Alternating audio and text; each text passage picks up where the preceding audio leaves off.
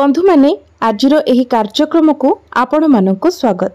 आजिर एही कार्यक्रमटी वृष राशि व्यक्ति विशेष मानक पई बहुत गुरुत्वपूर्ण अटे।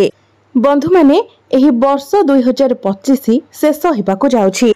तेबे वर्ष 2025 रो अंतिम तथा शेष 3 मास आपणकर जीवन रे कोन सब परिवर्तन आनिबो, अक्टोबर, नवेम्बर एवं डिसेम्बर एही 3 मासरे आपणक जीवन रे कोन सब बड़ परिवर्तन हेबाकू जाउछि।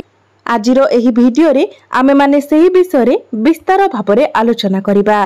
कारण आगामी 3 मासरे बड़ बड़ ग्रह मानकर राशि परिवर्तन हेबाकू जाउछि। सर्वप्रथमे शनिदेव वक्री चलनरु मार्गी चलन करिबाकू जाउछंती। एहा परे बृहस्पति मध्य मिथुन राशि कर्कट राशि को चलन करिवे। एहा परे वक्री होई पुणी थरे मिथुन राशि रे चलन करिवे। एहा सहित राहु, केतु, सूर्य, बुध, मंगल एवं शुक्र मध्य महापरिवर्तन करिवे, जहा फल रे आपणक जीवन रे बहुत बड़ बड़ परिवर्तन हेबाकू जाउछि। तेबे आसंतु जानिबा आगामी 3 मासरे वर्ष 2025 रो अंतिम 3 मासरे आपणकर भाग्य केउ मोड़ नेबाकू जाउछि एवं आपणकू केउ शुभ फल प्राप्ति हेबाकू जाउछि। तेबे एहा पूर्वरु आपणकर मध्य जदि वृष राशि होई थाए तो वीडियोटी को लाइक करी चैनल टी को सब्सक्राइब करी दियंतु एवं कमेंट बॉक्स रे भक्ति एवं श्रद्धार सहित जय श्री जगन्नाथ, जय मां लक्ष्मी निश्चय लिखंतु। तो बंधु माने आसंतु आरंभ करिबा आजिर एही कार्यक्रम को, जहा आपणकर जन्म राशि तथा चंद्र राशि उपरे आधारित अटे। तेबे बंधु माने आपणकर प्रथम भावरे केतु विराजमान अछंती, द्वितीय भावरे देवगुरु बृहस्पति विराजमान अछंती, चतुर्थ भावरे शुक्र एवं केतु विराजमान अछंती, आपणकर पंचम भावरे मंगल एवं बुध विराजमान अछंती, दशम भावरे राहु एवं एकादश भावरे शनि विराजमान अछंती। तेबे बंधु माने एहा हेउची अक्टोबर मासरे ग्रह एवं नक्षत्र मानकर अवस्थिति। तो बंधु माने वृष राशि राशिधिपति हेउछंती शुक्र। तेबे शुक्र आपणकर चतुर्थ भावरे केतुंक सहित विराजमान अछंती। अक्टोबर 9 तारिख को शुक्र आपणकर पंचम भाव को चलन करिवे एवं संपूर्ण अक्टोबर मास सारा आपणकर पंचम भावरे रहिबे। एहा आपणकर शिक्षा क्षेत्र को नहीं आपणक पई बहुत भलो समय अटे। एहा आपणकर प्रेम जीवन को नहीं मध्य बहुत भलो समय रहिबो, सर्वोत्तम समय रहिबो। जदि आपण फैमिली प्लानिंग करिबा पई चाहुचंती सेथि पई मध्य एही समय अवधि आपणक पई बहुत भलो रहिबो। कारण आपणकर राशिधिपति शुक्र 9 अक्टोबर को जेतेबेले पंचम भाव को चलन करिवे सेतेबेले आपणकर प्रेम जीवन रे आपणक पार्टनर एवं आपणक मध्यरे अट्रैक्शन बढ़िबो। कारण शुक्र को प्रेमर कारक ग्रह बोली माना जाय थाए। तो प्रेम जीवनर कारक ग्रह होई आपणकर प्रेम भाव को चलन करिवे। 9 अक्टोबर रो नै 2 नवेम्बर पर्यंत आपणकर प्रेम जीवन बहुत भलो रहिबो। एमिति होई पारे कि काहा सहित आपणकर भलो बंधुता स्थापन होई पारे एवं जो माने भी सिंगल अछंती सेमानंकु नूतन पार्टनर मध्य मिली पारंती। एहा आपणकर प्रेम जीवन रे आपणकर संपर्क को आहुरी अधिक मजबूत बनाइबो। शुक्र जेतेबेले आपणकर पंचम भाव को प्रवेश करिवे, जो माने विद्यार्थी अछंती सेमानंक पई शुभ समय आरंभ होइछिबो। विद्यार्थी मानकर पाठ पढ़ारे आग्रह बढ़िबो। आपण कोनोसी नूतन स्थान रे एडमिशन नै पारंती, उच्च शिक्षा करिबा पई बाहर को जाई पारंती, हायर स्टडी करि पारंती। एहा परे शुक्र आपणकर षष्ठ भाव को चलन करिवे। 2 नवेम्बर को शुक्र निजर स्व राशि को चलन करिवे, तुला राशि को चलन करिवे। षष्ठ भावटी होई थाए रोग, ऋण एवं शत्रुर भाव। तो 2 नवेम्बर परे आपणको एही मानक ठारू मुक्ति मिलि जिवो। शत्रु मानक उपरे आपण विजय प्राप्ति करिवे। समस्त ऋण करजरु आपणको मुक्ति मिलि जिवो। 2 नवेम्बर रु नै 26 नवेम्बर पर्यंत आपणको पई समय बहुत भलो रहिबो। जदि आपण कोनोसी ऋण करज नैथिले किंबा कोनोसी शत्रु आपणकर किछि क्षति करबाकू चाहुथिले तो समस्त समस्या रु आपणको मुक्ति मिलि जिवो। समस्त ऋण करज को सुझिबारे आपण सक्षम। शुक्र 26 नवेम्बर को आपणकर केन्द्र को सप्तम भाव को चलन करिवे। एहापरे आपण आपणकर वैवाहिक जीवन रे किछि नुआ करबाको चेष्टा करि पारंती, किछि फैमिली प्लानिंग करि पारंती, किछि बड़ डिसिजन नै पारंती, किछि ना किछि बड़ निष्पत्ति नै पारंती, बाहर को केउआडे बुली जिबाको आपण प्लानिंग करि पारंती, लॉन्ग ट्रैवल करि पारंती। वैवाहिक जीवन आपणकर पूर्व अपेक्षा बहुत भल रहिबो। आपणकर वैवाहिक जीवन सुखमय साब्यस्त हेबो। जेतेबेले शुक्र आपणकर सप्तम भाव को आसीबे सेतेबेले आपणकर डेली इनकम मध्य बढ़ी जिवो। आपण कोनोसी स्थान रे पुंजी निवेश करी लाभान्वित होई पारंती। शुक्र एठारे रही आपणकर लग्न को देखिबे, जहा फଳରେ आपणकर चेहरा रे एक चमक आसीबो। आपणकर चेहरा आकर्षणीय हेबाकू लागिबो। बंधु माने सप्तम भावटी व्यापार वाणिज्यर भाव होइथाए। तो शुक्रंकर स्थिति जेहेतु बहुत भल रहुची, तेणु पूर्व अपेक्षा आपणकर व्यापार वाणिज्य ग्रोथ आसवाक लगिब। आपण किछि नुआ बिजनेस मध्य स्टार्ट करि पारंती। आकस्मिक भाव में आपणकर फाइनेंशियल ग्रोथ हेबो। आपण टंका किछि संचय मध्य करि पारंती। एबे आसंतु जानिबा देवगुरु बृहस्पतिक विषय रे, जे कि ग्रह मानक मध्यरे सबुठारु शुभ ग्रह अटंती। आसंतु जानिबा बृहस्पति आपणको केउपरि फल प्रदान करिवे। बृहस्पति 19 अक्टोबर रु नै 3 डिसेंबर पर्यंत कर्कट राशि रे चलन करिवे। एहा बहुत बड़ महत्वपूर्ण समय अटे। जेतेबेले गुरुंकर महापरिवर्तन हेबो 19 अक्टोबर को गुरु आपणकर तृतीय भाव को चलन करिवे एवं आपणकर तृतीय भाव रे गुरु उच्चस्थ होइजिवे। बृहस्पति आपणकर तृतीय भाव रे रही आपणकर नवम भाव भाग्य भाव को दृष्टि देवे।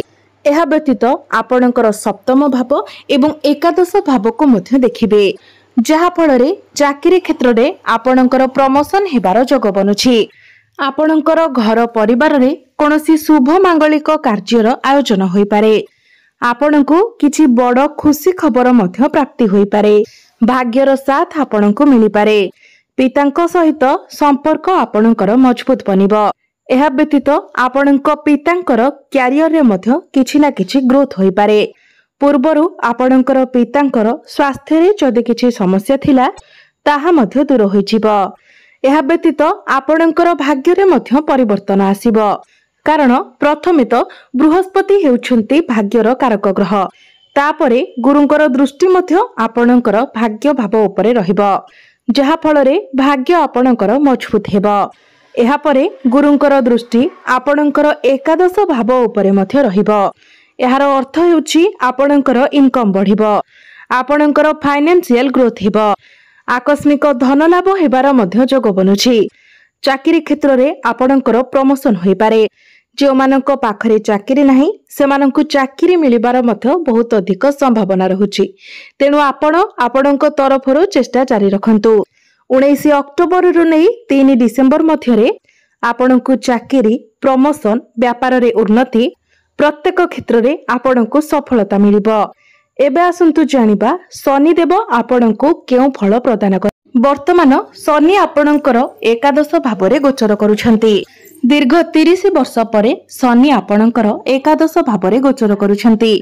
एकादश भावटी होइथाय लाभर भाव, इच्छा पूर्तिर भाव, आपणकर डिजायर भाव। शनि आपणकर नवम भाव एवं दशम भावर अधिपति होई आपणकर एकादश भाव रे गोचर करूछंती। वर्तमान शनि आपणकर एकादश भाव रे वक्री अवस्था रे अछंती, किंतु 28 नवेम्बर को शनि मार्गी चलन करिवे। किंतु 28 नवेम्बर पर्यंत जे पर्यंत शनि वक्री अवस्था रे अछंती से पर्यंत आपणक उपरे टिके दायित्व अधिक रही पारे। आपणक उपरे अधिक कामर प्रेशर रही पारे। आपण परिश्रम कले जाई आपणक उन्नति तथा प्रॉफिट देखिबाको मिलिबो। जे पर्यंत शनि वक्री अछंती आपण किछि लुहा जातीय जिनिस किनि पारंती किंबा कोनोसी मेसिन जातीय जिनिस क्रय करि पारंती, गाड़ी मोटर इत्यादि क्रय करि पारंती। किंतु 28 नवेम्बर परे जेतेबेले शनि वक्री रु मार्गी होई जिवे तो सेतेबेले दीर्घ दिन धरि आपणक मनरे रहितिबा इच्छा पूर्ति होई पारे। आपणकर कोनोसी एक बड़ स्वप्न पूर्ण होई पारे। आपणकर अटकी रहितिबा समस्त कार्य आगक बढ़िबो। जदि चाकरी क्षेत्र में आपण प्रमोशन चाहुछंती किंबा ट्रांसफर चाहुछंती ताहा मध्य सहजरे होइजिबो। आपण जदि किछि बड़ डिसिजन नेबा पई चाहुछंती, बड़ इन्वेस्टमेंट करबाको चाहुछंती, आपणकर करियर रे किछि बड़ परिवर्तन करबाको चाहुछंती, तेबे 19 अक्टोबर रु नै वर्ष शेष पर्यंत आपण किछि भी बड़ कार्यर आरंभ करि परिबे। आपणको शुभ फलर प्राप्ति हेबो। जेतेबेले शनि आपणकर एकादश भावरे मार्की हेबे, जदि आपण लॉन्ग ट्रैवल ले जिबाको चाहुछंती, विदेश यात्रा करबाको चाहुछंती, कोनोसी काम पई किंबा व्यापार वाणिज्य पई फॉरेन जिबाको चाहुछंती, तो अक्टोबर रु नै डिसेंबर पर्यंत समय आपणक पई बहुत भल रहिबो। एबे आसंतु जानिबा आपणकर स्वास्थ्य विषय रे। एही 3 मास मध्यरे आपणकर स्वास्थ्य किपरि रहिबो।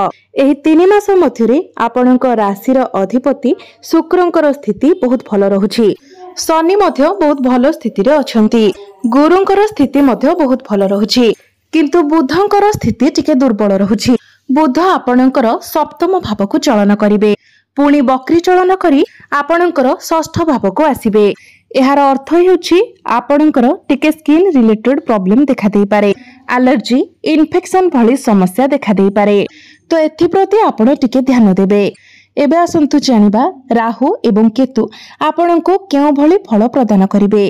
तेबे बंधु माने राहु आपणकर दशम भाव कैरियर भावरे अछंती एवं एही शेष 3 मास मध्य आपणकर दशम भावरे ही रहिबे।